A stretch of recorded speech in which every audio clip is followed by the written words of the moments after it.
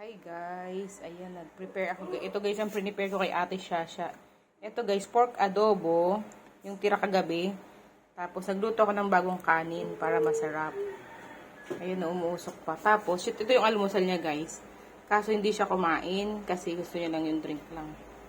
Ate, lagyan ko ate ng ano, ha?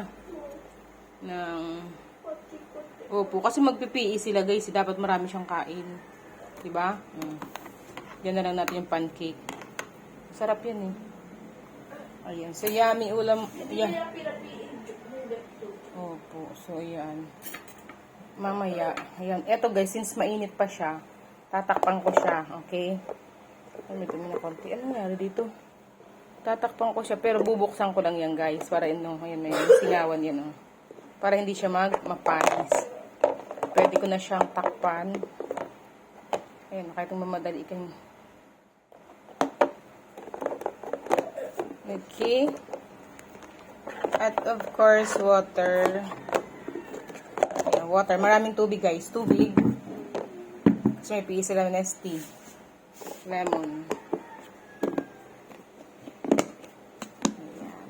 Healthy baon for guys. Ayan. Pasingawan guys. So, bagong luto kasi yung kanin. Thanks for watching. Bye and God bless.